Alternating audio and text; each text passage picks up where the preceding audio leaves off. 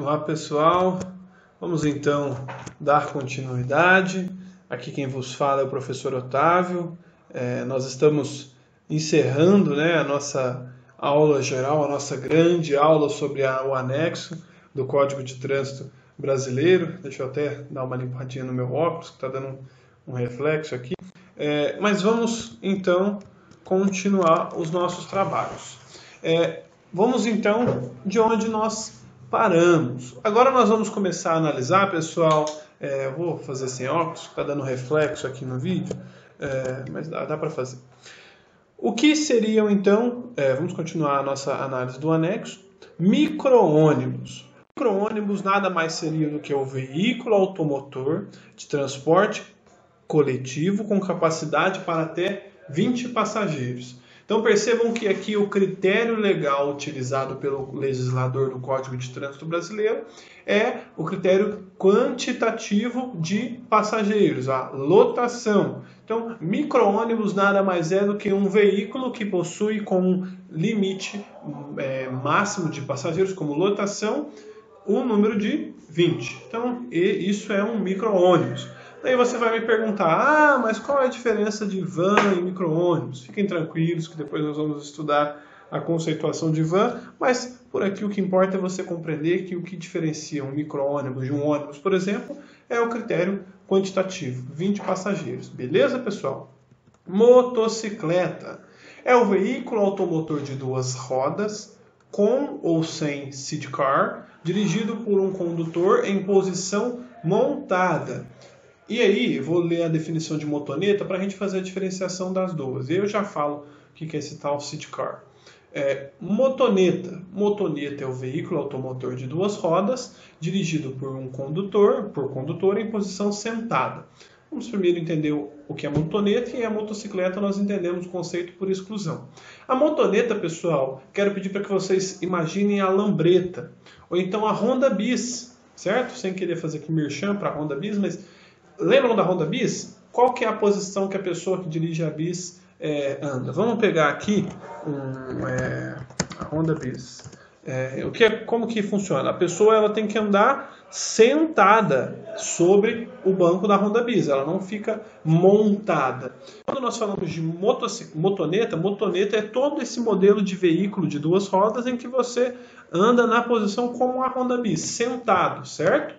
Você senta, coloca as suas duas pernas para dentro do veículo, e anda como se estivesse sentado numa cadeira, claro, com todas as especificações, mas anda sentado. Já a motocicleta, a ideia é você andar na posição... Eu vou ter que colocar os meus óculos, porque senão meus olhos vão começar a doer. Deixa eu só tentar achar uma posição melhor aqui, que está batendo um pouco de sol.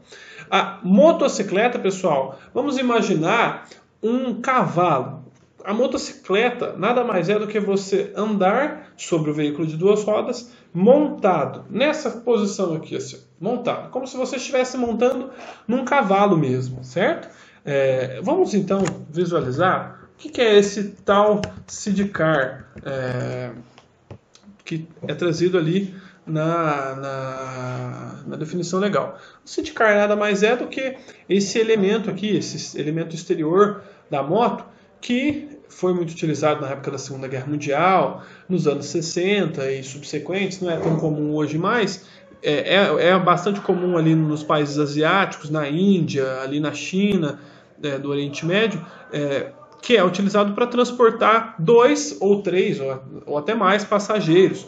E também é muito comum o sidecar em veículos, em motos que são utilizadas para transporte de cargas, como galões de água, enfim. Então, motocicleta, andar, é um veículo de duas rodas na qual você anda montado. A motoneta você anda sentado, beleza? Motorcasa ou motorhome. Veículo automotor cuja carroceria seja fechada e destinada a alojamento, escritório, comércio ou finalidades análogas. Queria mostrar aqui para vocês, para que ficasse bem claro. Vamos só ver. Mas basicamente é o que nós hoje conhecemos como popularmente o trailer, A gente conhece tudo isso como se fosse um trailer, mas Esse aqui é um motorcasa, um motorhome, tá vendo? É uma espécie de ônibus, né, ou de caminhão, que ali você carrega tudo. A sua casa é aquele lugar, né? Esse automóvel. Esse é um motorhome. Existe ali uma dificuldade de conceituação, de diferenciação entre o motorhome e o trailer, mas tentem se lembrar disso, ó, veículo automotor cuja carroceria seja fechada e destinado a alojamento. Porque, salvo o melhor juízo, ó, deixa eu descer aqui para o trailer, o Código de Trânsito Brasileiro ele também define trailer, só que aí quando ele define trailer, ele define de um jeito diferente. Não é a mesma coisa que o motorhome, certo? O motorhome ele é o que nós conhecemos como o trailer hoje, né? Que é o caminhão, o carro, né? O veículo automotor que é utilizado como casa. Já o trailer já não é assim. Nós vamos chegar lá, certo? A definição de noite, acho que eu não preciso ler, né? Noite, todo mundo sabe o que é. Ônibus. Veículo automotor de transporte coletivo com capacidade para mais de 20 passageiros, ainda que em virtude de adaptações com vistas à maior comodidade destes, transporte Opa, perdão, pessoal, quase caí da cadeira aqui. Nós estamos aqui no nosso novo espaço aqui da confraria, e aí nós estamos fazendo algumas adaptações aqui. Bem, então vamos continuar. O ônibus, então, ele é um veículo automotor de transporte coletivo com capacidade para mais de 20 passageiros. Percebam que a diferença geral, né, a diferença básica do ônibus para o micro-ônibus parte com base no critério quantitativo de lotação. Ou seja, micro-ônibus, aquele veículo automotor que tem a capacidade de lotação máxima de 20 pessoas. Já o ônibus passou de 20 pessoas, maior que 20 pessoas, ainda que cabe mais que 20 pessoas, ainda que em virtude de adaptações e tal, com vistas à comodidade, é considerado um ônibus.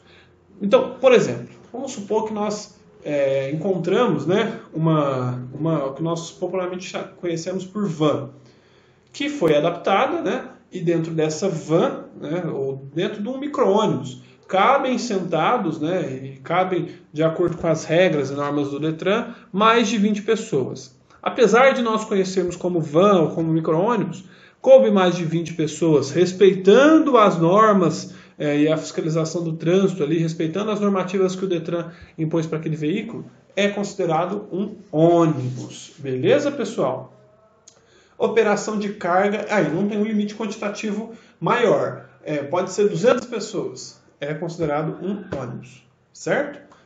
De um modo geral, esse é o critério legal. É um critério para transporte coletivo. É um critério quantitativo, me desculpem. Eu li aqui transporte coletivo. Operação de carga e descarga. Imobilização do veículo pelo tempo estritamente necessário ao carregamento ou descarregamento de animais ou carga, na forma disciplinada pelo órgão ou entidade executivo de trânsito competente, com circunscrição sobre a via. A operação de carga e descarga, pessoal, nada mais é do que aquela situação, né, aquela operação em que você vai descarregar ou carregar alguma coisa no veículo. E aqui o código traz por tempo estritamente necessário, ou seja, a operação de carga e descarga, o veículo ele vai ficar ali parado num determinado lugar para carregar ou descarregar algo e ali num tempo que é julgado como necessário, não podendo ser superior a um tempo razoável. Beleza, pessoal? Vamos continuar. Operação de trânsito. Monitoramento técnico baseado nos conceitos de engenharia de tráfego, das condições de fluidez de estacionamento e parada na via, de forma a reduzir as interferências, tais como veículos quebrados, acidentados, estacionados irregularmente, atrapalhando o trânsito, prestando socorros imediatos e informações aos pedestres e condutores. Então, operações de trânsito também é um conceito metalinguístico, né? Já está descrito aqui no Código de Trânsito, não tem muito o que dizer. Mas, basicamente, envolve conceitos de engenharia de tráfego, né? Que analisam as condições de fluidez do trânsito, ou seja, como que o trânsito está fluindo, como que estão as condições para estacionar, para parar na via, de modo a permitir uma análise mais aprofundada dos elementos que possibilitem uma melhor condução do trânsito ali de um modo geral. Beleza, pessoal? Vamos continuar. Parada. Parada é a imobilização do veículo com a finalidade e pelo tempo estritamente necessário para efetuar embarque ou desembarque de passageiros. E percebamos aqui uma diferença importante da parada e do estacionamento. O estacionamento você vai imobilizar o veículo por um tempo geralmente indeterminado e ali o veículo vai ficar, entre aspas, parado, mas mais corretamente falando, estacionado. Já a parada você vai parar, né, tirar o veículo de circulação por um tempo mínimo e estritamente necessário para efetuar a operação de embarque e desembarque. Ou seja, você vai parar o carro para que alguém entre ou saia do veículo. É simples assim, beleza? Passagem de nível. E aqui deixa eu conferir, já estamos quase acabando. Passagem de nível. Todo cruzamento de nível entre uma via e uma linha férrea ou trilho ou bonde com pista própria. Nada mais é, pessoal, do que o espaço. Deixa eu só pegar a imagem aqui para que vocês possam ver, para ficar mais fácil de visualizar a passagem de nível. Mas é o lugar de cruzamento entre uma via de... aqui fica fácil de ver. Tá vendo aqui, ó? Esse lugar onde tem essas pessoas, onde passou esse veículo, que está aqui escrito INEM, é a tal passagem de nível. É um lugar onde tem uma interseção entre a via férrea, né, onde transitam veículos conduzidos por trilho, e uns veículos automotores ou passageiros. É a passagem de nível. Vai cruzar a via férrea. Beleza, pessoal? Passagem por outro veículo. Movimento de passagem à frente de outro veículo que se desloca no mesmo sentido, em menor velocidade, mas em faixas distintas da via. Nada mais é, pessoal, do que a ultrapassagem de veículos. Quando você ultrapassa um veículo, você está efetuando a passagem por outro veículo. Beleza? É um movimento de passagem à frente, que se desloca no mesmo sentido, em menor velocidade, mas em faixas distintas da via. Então, o que o Código de Trânsito está aqui sinalizando? Para você ultrapasse, para que você faça uma passagem por outro veículo, você não pode valer-se da mesma pista de rolamento, da mesma faixa de via. Você vai utilizar a via, geralmente à esquerda, beleza? A sua esquerda, né? Passagem subterrânea. Obra de arte destinada à transposição de vias em desnível subterrâneo e ao uso de pedestres ou veículos. A passagem subterrânea nada mais é, né, do que... Deixa eu só pegar aqui uma imagem. São as vias de trânsito que passam... deixa eu pegar a imagem que é mais fácil eu falar do que eu mostrar do que eu ficar falando. Tá vendo que existe aqui um desnível entre a rua, né, a via comum aqui e essa outra via aqui embaixo? Ela passa por debaixo, né, da rua, por debaixo da pista de rolamento. Aqui é um outro exemplo de uma passagem subterrânea, olha só. É tranquilo, são os famosos túneis, isso, me tinha me fugido da palavra. São os famosos túneis. Os túneis são considerados passagens de nível. Tá vendo? Uma passagem de nível que dá acesso ao metrô, aqui no caso o Arco do Triunfo, lá em Paris. Então, percebam, e basicamente isso é uma passagem de nível. Beleza? Passagem subterrânea, quer dizer, peço desculpas pelo equívoco. Passarela. Passarela é uma... E aqui, só para deixar bem claro, quando fala obra de arte, o legislador não está querendo dizer, fazendo menção a uma obra de arte, a uma pintura, a uma escultura, nada disso. É uma mera definição legal. Passarela, obra de arte destinada à transposição de vias em desnível aéreo e ao uso de pedestres. Então, se a passagem subterrânea nada mais será do que um espaço em que você vai passar por debaixo de uma via, debaixo de um logradouro público, para chegar de um ponto a outro, né? Ou cruzar uma montanha, por exemplo. A passarela também serve para chegar de um ponto a outro, só que ao invés de você passar por baixo, você passa por cima. E aqui, como está descrito no Código de Trânsito, a definição entende como passarela o espaço único exclusivamente para trânsito de pedestres. Beleza, pessoal?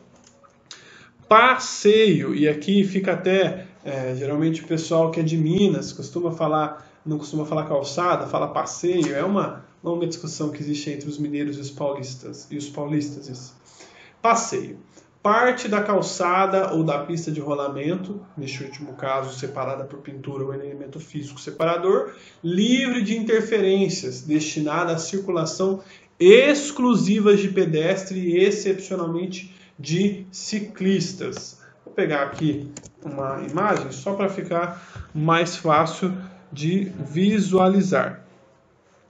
Opa, deixa eu descer aqui. Vejam só. Ó, aqui tem esse aqui eu gostei. Uma imagem, não, mas está pequenininho. Deixa eu pegar uma imagem que esteja um pouco maior. Esse aqui pode ser. Excelente. Vejam só. Aqui nós temos a calçada. A calçada ela é composta por todo esse elemento aqui, ó, que eu estou passando o cursor, certo? Esse piso mais avermelhado, onde ficam os postes. Geralmente pode acontecer de ter árvores na calçada, ou outros tipos de vegetais, enfim. E o passeio é essa região livre destinada para a circulação de pessoas. Então, não tem qualquer tipo de interferência, não existem árvores, não podem haver árvores ou qualquer outros tipos de obstáculos.